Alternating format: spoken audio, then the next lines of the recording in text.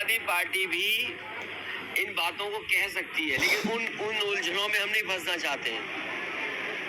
कमलनाथ जी से हमारे संबंध बहुत अच्छे हैं और नाम देखो इनका कितना अच्छा है। जिनके नाम पे ही कमल हो, जिनके नाम में ही कमल हो, तो वो अखिलेश ही कहेंगे और क्या, अखिलेश तो नहीं कहेंगे ना। सर, एक सवाल और है। स्मृति ईरानी ने आज एक पत्र लिखा है जो अमेठी के तमाम रेलवे स्टेशन और हवाई अड्डा है उसके धार्मिक ऐलान करने के लिए। अरे बीजेपी से और क्या उम्मीद करोगे आप? हम सब व्रत पे हैं, बीजेपी स्वीकार ही नहीं करेगी। और बीजेपी जो करती है वो किसको नहीं पता है। ये कोई नई बात है क्या?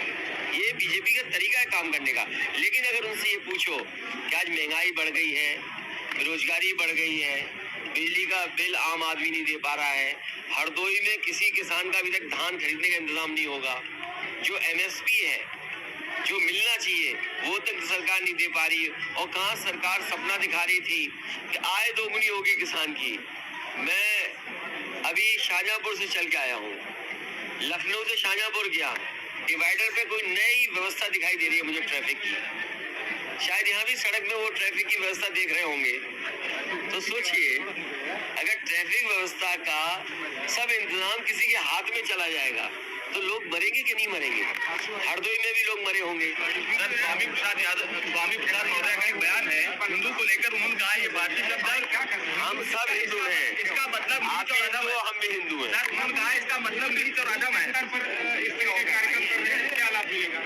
ये देखिए, लाभ ये है कि हमारा कार्यकर्ता जागरूक है और उसको समझ में आना चाहिए कि बीजेपी के आने से बाबा साहब भीमराव अम्बेडकर जी का संविधान खत्म हो जाएगा। अभी आपने जिला पंचायत चुनाव देखे होंगे, एमएलसी के चुनाव देखे होंगे।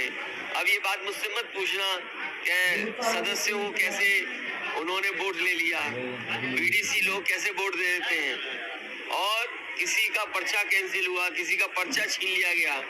और आपको याद होगा लखीमपुर बगल का जिला है जहाँ पर एक माता और बहनें जब नॉमिनेशन के लिए गई उनका पर्चा किस तरह खींच लिया गया, साड़ी और कपड़े फाड़ दिए। तो ये बीजेपी अगर आ गई तो बाबा साहब भीमराव अम्बेडकर जी का संविधान चला जाएगा। यही हम कार्यकर्ताओं से समझा रहे हैं। सर, इंडिया गठबंधन का जो प्रधानमंत्री का चेहरा है उसको लेकर के आपकी पार्टी से आपको जो है, अगर इंडिया गठबंधन में आप प्रधानमंत्री तक पहुंच गए, अभी हमारे पत्रकार आदि कुछ और पूछ रहे थे, मैं आपको बधाई देता हूं कि इंडिया गठबंधन का ही प्रधानमंत्री बनेगा।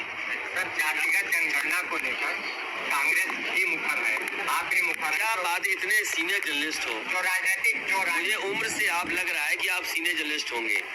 ये कहिए कि कांग्रेस पार्टी अब मुखर हुई है।